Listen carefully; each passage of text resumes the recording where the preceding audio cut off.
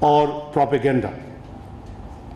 Pakistan Navy was also alert and ready for any challenge under the leadership of Admiral Naveed Ashraf. Excellencies, ladies and gentlemen, through its resolute response, Pakistan reaffirmed that the only acceptable normal in international relations in respect for the principles enshrined in the UN Charter, including sovereignty, territorial integrity, and political independence. It was also established that the regional peace and stability will not be held hostage to the politics of hatred and division, and that Pakistan will defend every inch of its territory while safeguarding its citizens. We commend the role and efforts of President Trump in helping achieve a ceasefire and in bringing South Asia back from the brink of an unprecedented disaster. We also remain appreciative to the constructive role played by the Kingdom of Saudi Arabia, Turkey, as well as our other friendly countries in the region and beyond. Excellencies, the events of last year once again underscored that the unresolved Jammu and Kashmir dispute continues to undermine peace and security in the entire South Asia. We must ensure renewed and concerted efforts under United Nations auspices to secure a just, lasting, and peaceful resolution of this dispute in accordance with the relevant Security Council resolutions and the aspirations of the Kashmiri people.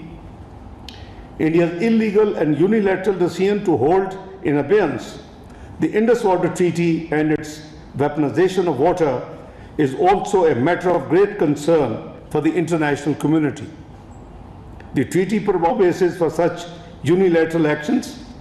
India's move undermines a fundamental pillar of regional stability and has serious implications for the peaceful management of shared resources. The National Security Committee of Pakistan made it very clear that any attempt to stop or divert the flow of water belonging to Pakistan under the Indus Water Treaty will be considered as an act of war. The UN Security Council convened close consultation under the agenda item the India-Pakistan question on 6th of May 2025 at Pakistan's request.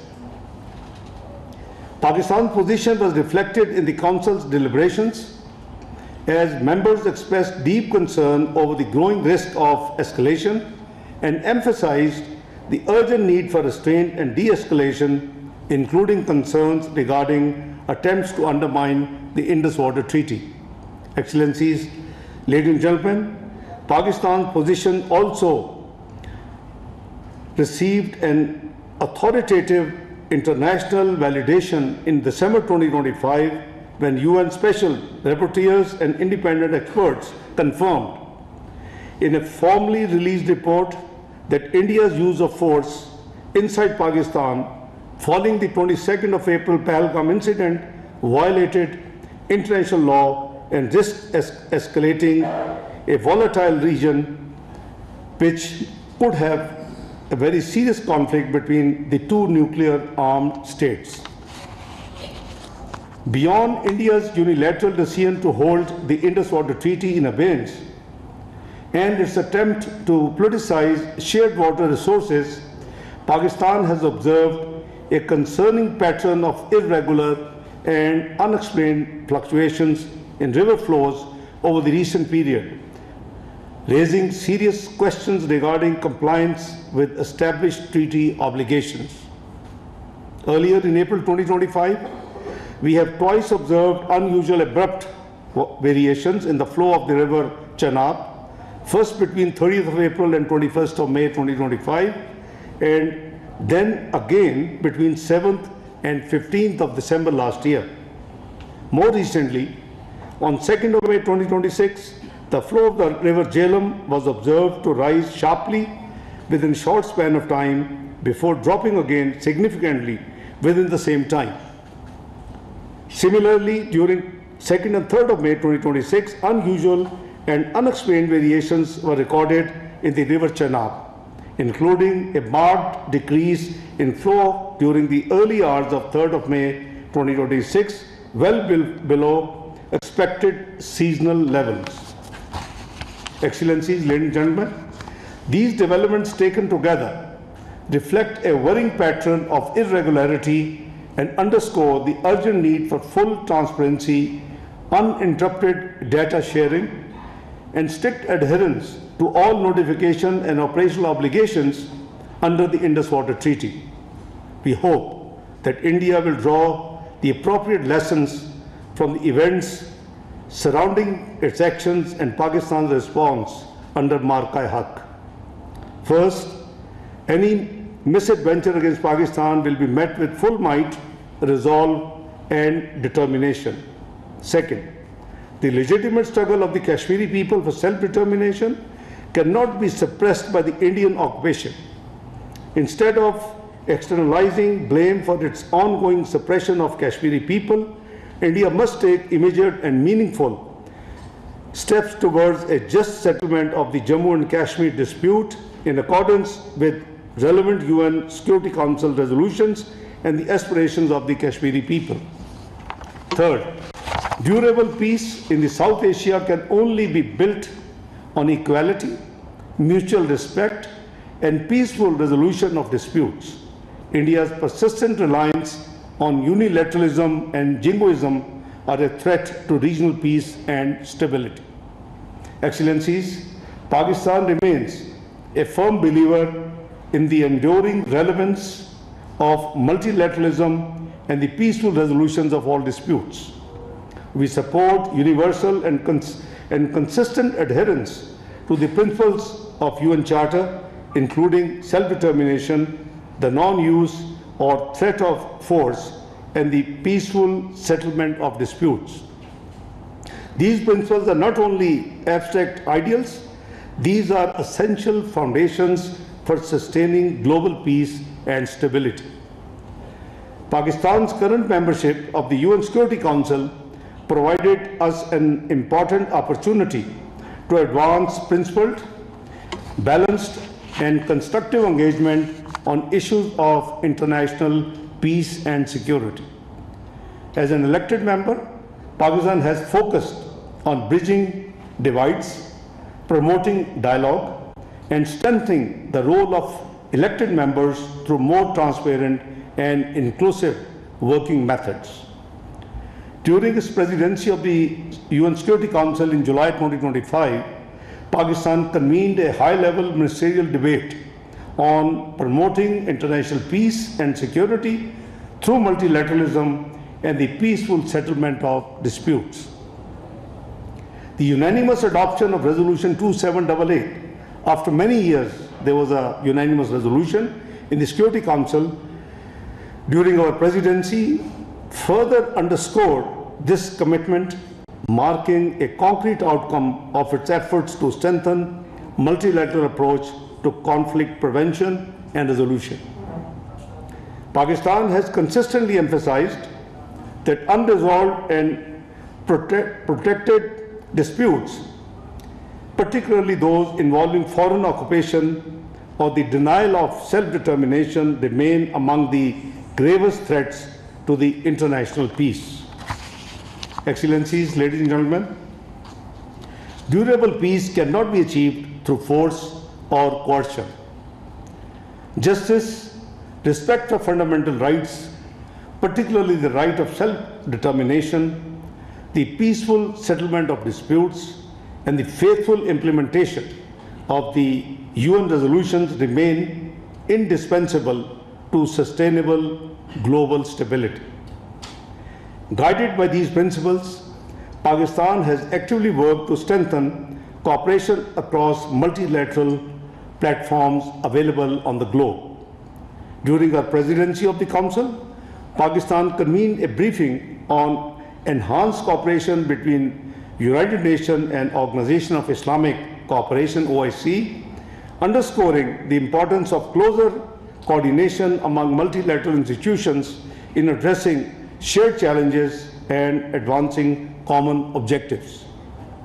At the regional level, Pakistan's engagement is anchored in the wide network of multilateral forums, including the OIC, the Economic Cooperation Organization ECO, and the D8, which serve as important frameworks for promoting dialogue, cooperation, and shared development.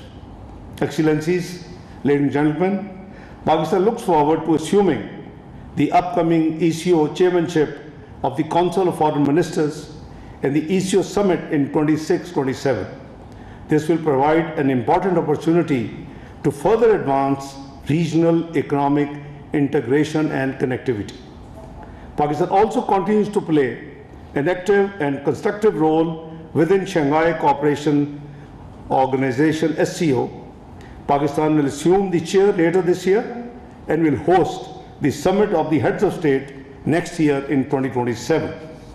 Pakistan aims to deepen regional cooperation across Eurasia, particularly in trade, connectivity, security, and sustainable development. Building on these engagements, Pakistan is deepening its partnership with Central Asian states across diverse sectors, particularly in connectivity, trade, energy, cooperation, and infrastructure development. Excellencies, ladies and gentlemen, Pakistan's continued collaboration with its all-weather strategic partner China, including through the China-Pakistan Economic Corridor, generally known as CPEC, remains a key pillar of its regional connectivity agenda, contributing to shared prosperity, development, and economic integration. In parallel, Pakistan maintains a broad and constructive partnership with the European Union, encompassing political dialogue, trade, development, cooperation, and climate-related priorities, reflecting a shared commitment to stability, sustainability, and inclusive and shared growth. In Africa, Pakistan's engagement is rooted in historic ties of solidarity and shared struggles for self-determination and respect for sovereignty. Pakistan continues to advance for African perspectives to remain central in the Security Council's deliberations while supporting African-led peace and security initiatives, particularly those of the African Union and sub-regional organizations. Pakistan's peacekeepers serving under the United Nations have made and continue to make important contributions to peace and stability across the continent. Excellencies, ladies and gentlemen, Pakistan remains supportive of initiatives aimed at strengthening multilateral cooperation, including the Global Governance Initiative, which seeks to make the global governance system more responsive to the needs and aspirations of the developing countries while addressing shared global challenges. In the Middle East, Pakistan, together with other 8 Arab and Islamic countries, a comprehensive plan to end the Gaza conflict in line with Security Council Resolution 2803. In pursuance of this objective, Pakistan joined the Board of Peace in January 2026 when Prime Minister of Pakistan Shehbaz Sharif formally signed the Board of Peace document, which seeks to facilitate implementation of the Gaza peace plan and support the reconstruction of Gaza in the near future. Pakistan firmly believes that sustainable peace in the Middle East requires an end to occupation and the full and faithful implementation of agreed peace initiatives leading to the establishment of a sovereign, independent, viable, and contiguous state of Palestine based on pre-1967 borders with Al-Quds al-Sharif as its capital, an outcome that remains essential for lasting peace and stability in the region. Excellencies, ladies and gentlemen, Pakistan's constructive engagement in recent and ongoing efforts for promoting dialogue and de-escalation in the Gulf region reflects its consistent commitment to peace and stability. Drawing on its relationship across the region, Pakistan has made efforts to reduce tensions and create space for meaningful engagement among key stakeholders. I can share with you that right from the first day, 28th of February, I was actually traveling when Iran was attacked. Pakistan was the first one to come out, and Foreign Office condemned that attack. Within hours, same day, the attack started on the Gulf countries. We continued to make efforts, and we had no choice but to also condemn those attacks on our friendly and brotherly countries, GCC. Since that day, we have been continuously making efforts with all the stakeholders, and particularly US and Iran, to sit and negotiate between them and reach to a truce and end this conflict.